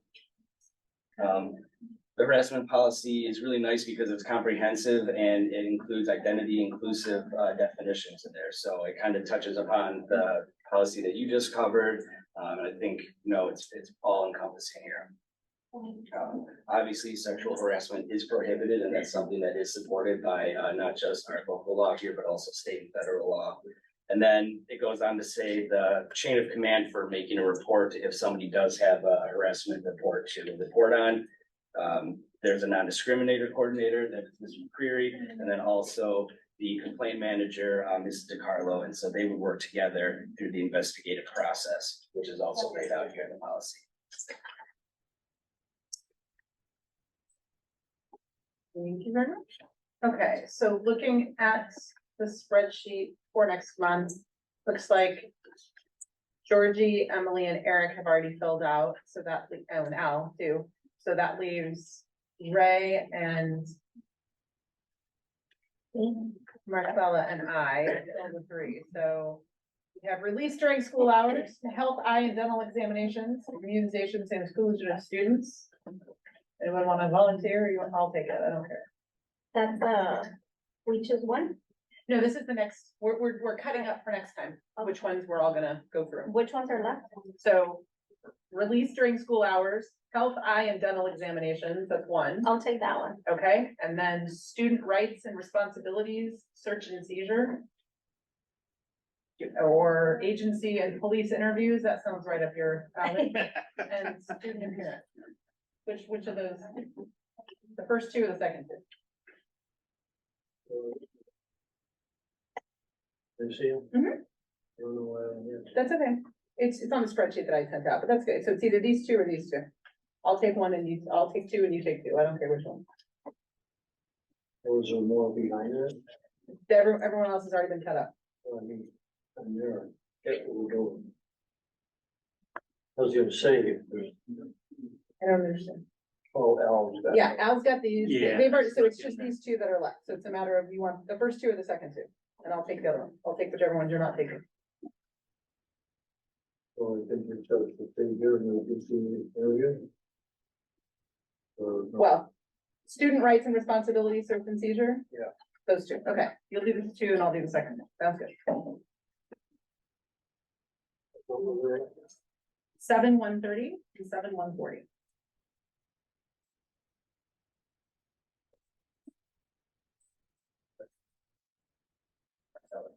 So we're all good. Okay.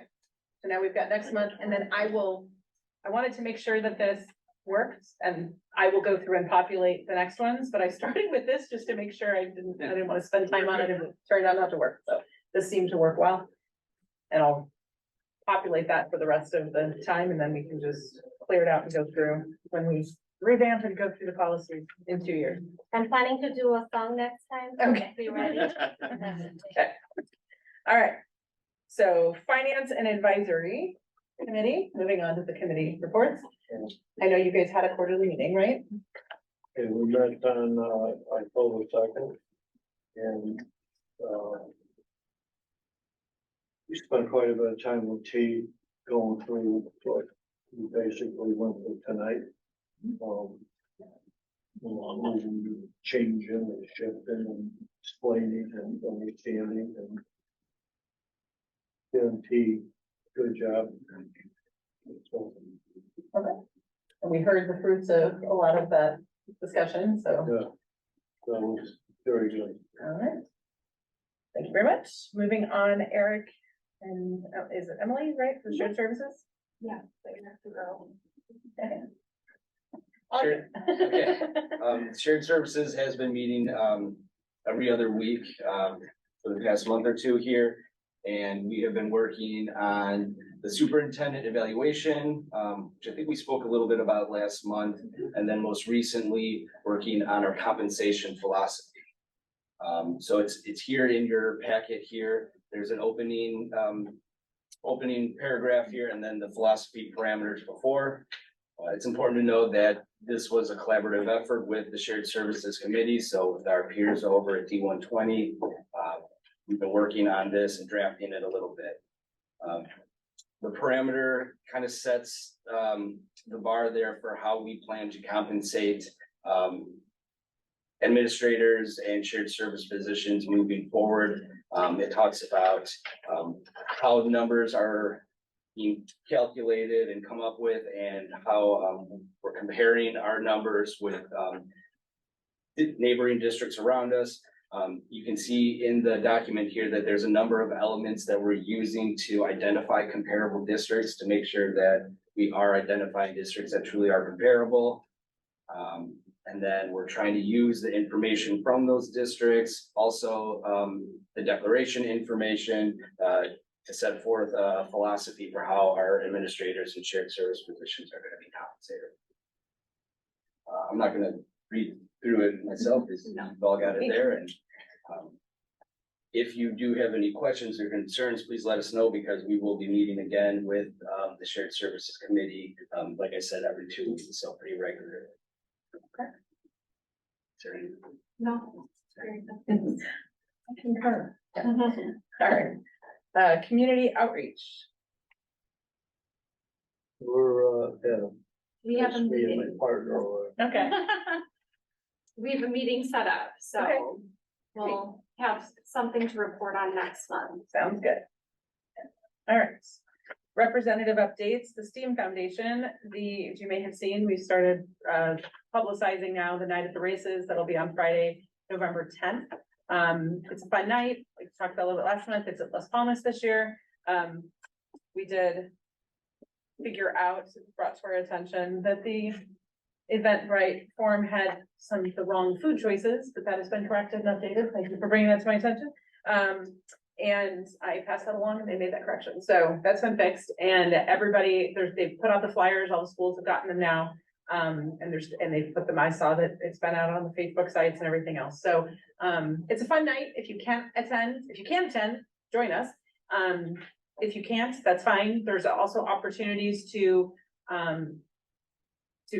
have businesses be sponsors, but there's also opportunities to sponsor a race or to sponsor a horse that, when they're watching the races that happen on the pre-recorded races, they're not real, but, or they were real, but they're not real. And we get to name a horse and do that and bet with pretend money.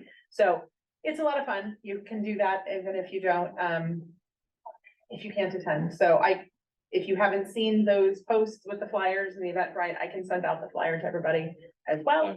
And, I think I started to at one point, and I don't know if I don't think I sent that out, so I will do that, but I have seen it go out on all the different sites. So, it'll be a fun night.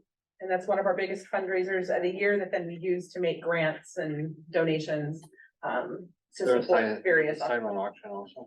They've got raffles and then some silent auction pieces. We're compiling all of that. They're trying to streamline it a little bit, so there's not as many things to have to go around and do. So we're working on that, but yes, there would definitely be fundraising opportunities. And Las Palmas has agreed to donate a portion back of the bar bill for the evening as a donation. So even if you just come and attend, you can be a fundraising. So that's that update. And then CDOL. I don't really have any new news with CDOL to report. I was gonna let you know when the next governing board meeting is, because we haven't had one since I last spoke about it. I have 2 different documents. One's telling me that we do have a next governing board meeting on December 6th, according to the September summary of the executive board meeting. But when I look at the most recent agenda for their October meeting, it now says that the governing board meeting is not until March and that there is no December meeting. So I need to clarify that. Okay. I don't know why there would not be another governing board meeting until March. That seems like a long time. That's all I have. Okay. Jamie had some. So that for the executive board meeting on this Thursday, they'll have it during the day, so I sometimes go to the night ones. I just had. I'm gonna be attending this Thursday because one of our students is being honored. One of our district members.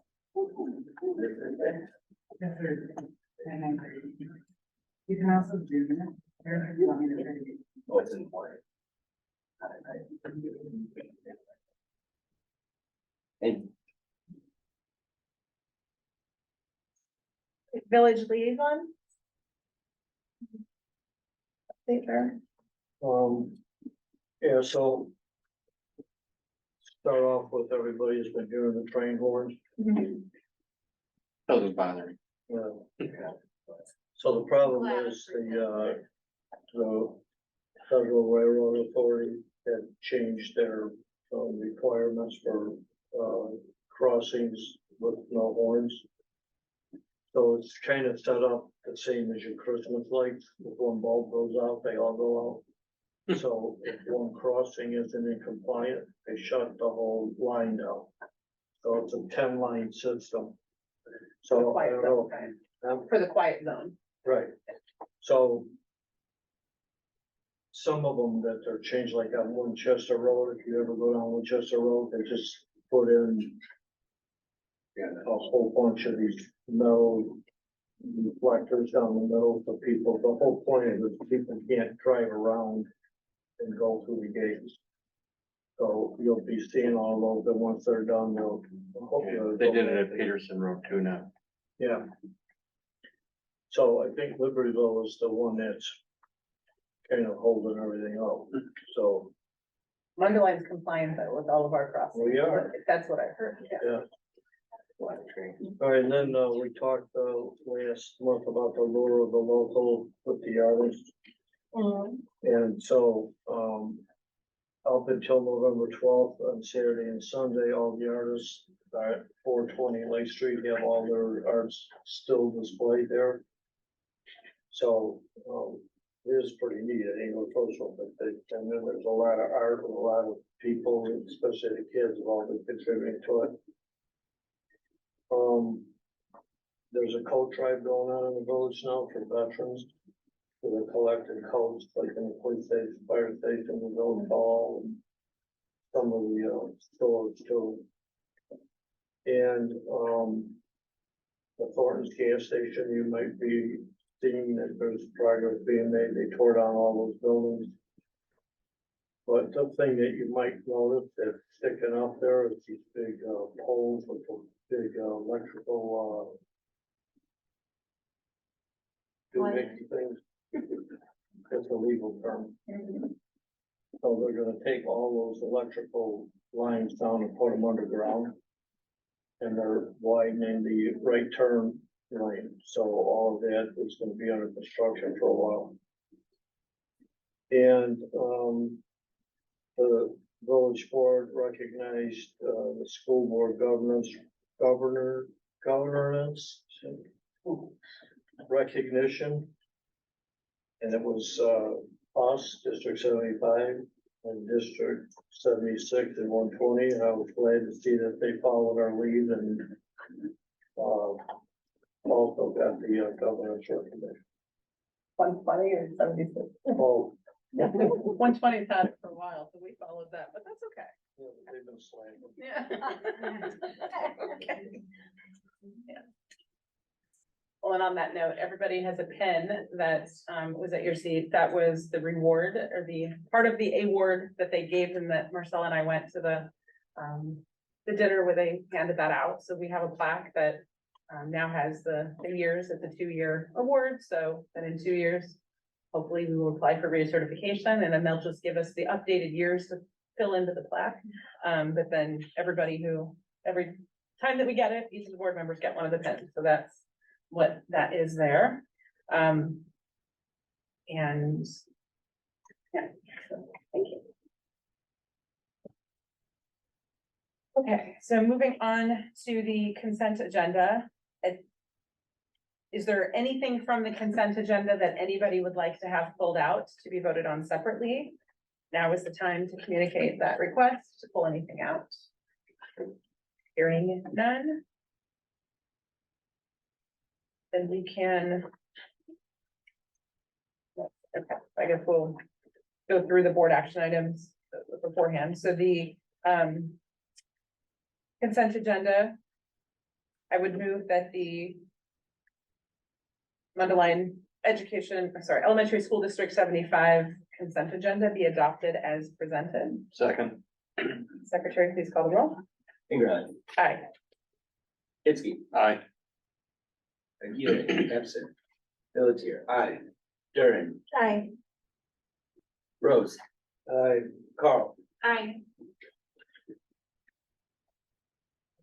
Then moving on to the individual board action items. First, I will move that the Board of Education of Mundelein Elementary School District 75 accept the superintendent's recommendation to adopt the resolution authorizing the estimated aggregate tax levy in accordance with Illinois school code requirements. Second. Secretary, please call the roll. Finger. Aye. Rose. Aye. Carl. Aye. Pinsky. Aye. Stern. Aye. Pelletier. Aye. Aguirre. Aye. Moving on down, I move that the Board of Education of Mundelein Elementary School District 75 accept the superintendent's recommendation to approve the resolution to publish the notice of a public hearing in accordance with the Illinois school code requirements. Second. Secretary, please call the roll. Finger. Aye. Pelletier. Aye. Rose. Aye. Carl. Aye. Stern. Aye. Aguirre. Absent. Pinsky. Aye. Am I allowed to make the motion to appoint myself as a delegate? I don't know that answer. I move that the Board of Education of Mundelein Elementary School District 75 accept the superintendent's recommendation to select Christy Fingerhut, board member, president, as the Illinois Association of School Board Delegate for Mundelein Elementary School District 75 Board of Education. Second.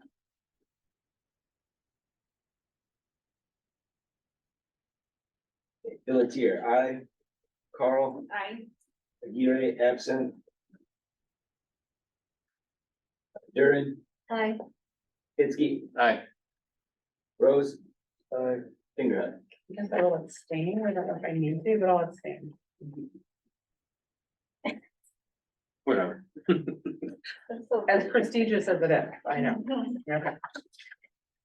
All right, so. The Board of Education meeting will now adjourn at 8:23 and enter into executive session. For the purposes of discussing the appointment, employment, compensation, discipline, performance, or dismissal of specific employees of the public body or legal counsel for the public body, including hearing testimony on a complaint lodged against an employee or of the public body or against legal counsel for the public body to determine its validity. Also for the purpose of setting a price for sale or lease of property owned by the public body. The placement of individuals in special education programs and other matters relating to individual students. And for the discussion of minutes of meetings lawfully closed under the Open Meetings Act, whether for the purpose of approval of the body of minutes, by the body of the minutes, or semi-annual review of the minutes as mandated by statute. Right. Second. Secretary, please call the roll. Fingerhut. Aye. Pinsky. Aye. Rose. Aye. Carl. Aye. Durin. Aye. Pelletier. Aye. Aguirre. Absent. Thank you. So I am calling the meeting back to order at 9:27 p.m. Will the secretary please call the roll back in open session? Fingerhut. Aye, here. Rose. Here. Carl. Here. Pinsky. Here. Durin. Here. Pelletier. Here. Aguirre. Absent. Okay, now that we're back from executive session, I move that the meeting minutes from the September 20, that the Mundelein Elementary School District 75 approve the meeting minutes from the September 26, 2023 executive session minutes. Second. Secretary, please call the roll. Fingerhut. Aye. Pinsky. Aye. Aguirre. Absent. Pelletier. Aye. Durin. Aye. Carl. Aye. Rose. Aye. Okay. Finally, President's prerogative, I will just remind I guess first, just so that I know, because are we all attending the IIII conference? So everybody is going to be in attendance.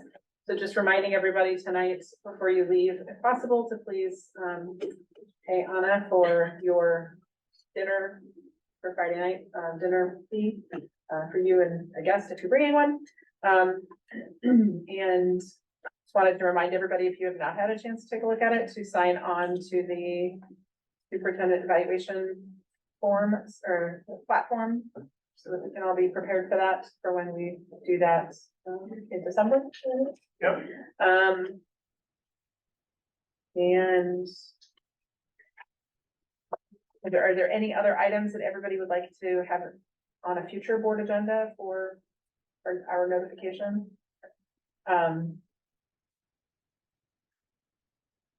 I know in the past, we have throughout the year scheduled, tours of the individual buildings. Mhm. I didn't know, don't remember, I lose track of time, when we've last done that, and obviously for our newer members who may not have done those, I don't know where we're at on those as far as. We haven't done anything for scheduling building tours, so Okay. if it's something, again, board would like to review, we did them last year. Well, I guess it's a question for the board members. Is this something, because I don't want the district to have to put it together if no one's going to come, because I don't want to take time out of their schedule or the staff schedule if people don't feel like they have a need to see the building. So is that something that you would like to have scheduled, I guess is the question. I'm not asking specifically for it. It was more just thinking about it, like, that hasn't been done in a little while. And so is that something anybody would like to see? And have our community see some of the stuff that's happening if you don't otherwise see other things? Yeah, I've seen that. Right, everyone's encouraged to go to, I know we get them emails of the various different building events and activities, so everybody's encouraged to attend those. I would like to do that, but I think I can do it like separately, just because you guys are more knowledgeable of all of those buildings than I am, so I would like to visit the ones that I still need to go to. So if somebody wanted to do that, do you want us to go through you to set that up, or do you want us just to have contact like each building? Yeah, I prefer probably once you reach out to me, and then what we'll try to do is schedule, and there's also another bigger event taking place at the building. So you can see the building in action as opposed to an empty building. Right. So if you're interested, reach out to me, let me know, and then we can get it set up with whatever buildings you want. Where the next conference is at CMS? For MG. No, Sandberg, I think. No. Well, Maybe MG you know it was is doing MG them where this, they did yeah, the- MG is doing them this week, Yeah. yeah. Those are really fun. I'm attending Jordan's tomorrow night, if you want to get them. And that's when we did our show and that we created those conferences. Could be. Really cool to see. Yeah, it is a lot of fun to see the kids doing that, but hard to participate in them because obviously you're not gonna watch stuff that's happening with the kids, but no, that, I like that idea of if anyone wants to see one of the schools, reaching out to you to set that up rather than, I don't want to take up time otherwise, but I just wanted to make sure that was something that was available and wanted to keep that line open, because I think they're helpful, but again, if only one or two people are gonna come, I hate for you guys to schedule them otherwise, so I don't want to take that time, so that's the only thing. I don't have anything else in particular. I know we're gonna have a busy November with,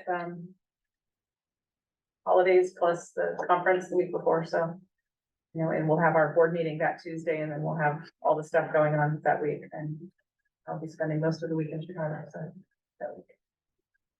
Well, it was refreshing to see the students right at the beginning, so more of that would be super amazing. Yeah, so we've got, I think is it Sandberg that's coming next? Sandberg's next month, and then Washington is December.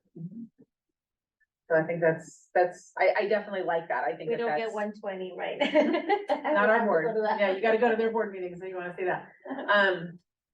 And, or attend all of their events. That's always fun too. But, yeah, so I like that. I think that that's a really, I hope that I think tonight was a really good, experience with that. And I'm hoping that, and I'm confident that the other ones are going to be beneficial as well. And I look forward to making that hopefully part of our annual process of meetings, because I do think that's important for all of us. I know slowly we're getting more and more of us on the board who all have kids in the school, so we have occasion to be there on a regular basis in some of the schools more than others, but I think it's important for all of us to. I think it's still share just that so and keep in meaningful mind. for the parents. I mean, that, invitation to bring their child, I think that's, something they're gonna remember for, their life. The time that they spend with their child. So just highlighting those connections that we have with the community, I think it's so important. I enjoyed seeing Jordan in one of the videos. But, so I don't have anything else on the president's prerogative unless anyone else has anything. So for that, if there's no further business to come to the board, I move that the meeting stands adjourned at 9:34 p.m. Second. All in favor of that? Aye.